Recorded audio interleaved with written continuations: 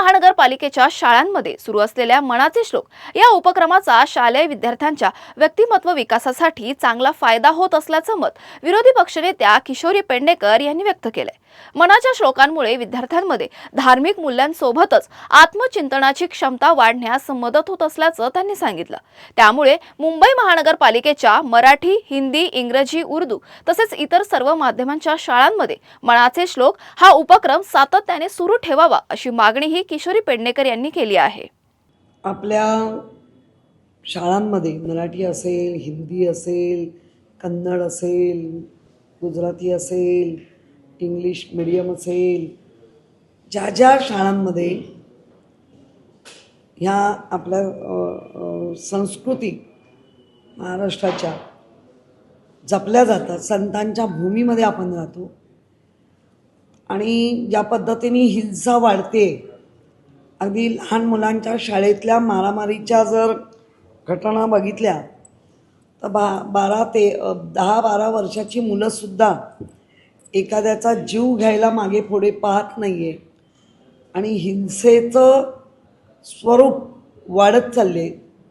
तर मला असं वैयक्तिक वाटतं की काही गोष्टी ज्याचा परिणाम खोलपर्यंत होतात आणि कुठलाही संस्कार हे बाजारात विकत मिळत नाही, ते दिले जातात।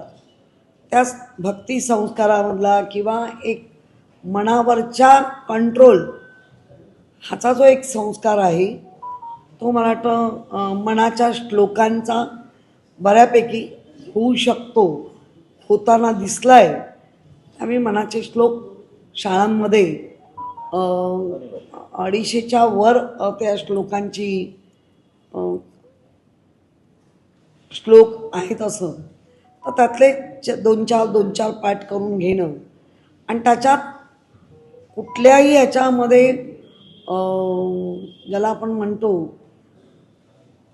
मनावर काय संस्कार व्हायले, मना सज्जना भक्तिपंते शिगावे तरी श्रीहरी नाम घेत जावे, ह्या ज्या काही गोष्टी आहेत त्याच्याने लहान मुलांवर एक आगळा वेगळा पगडा येईल की आपल्याला आपलं वर्तणूक अशा पद्धतीने करायला पाहिजे। कारण बरेच म्हणजे अगदी दासबोध घेतले आणि आपले ग्रंथ पण आहे, काही दासबोधांमधले पण एक दासबोधांमध्ये मूर्खाची लक्षणं, शाण्याची लक्षणं सांगितलेली आहे। आपण असा विचार करतो की शाळेतली मुलं ही मातीचे म्हणजे त्यांची मनं घडवणं हे अधिक सोपं आहे, तर त्या मुलांवर चांगले संस्कार हवे, त्यातला हा एक मनाच्या श्लोकांचा भाग आहे।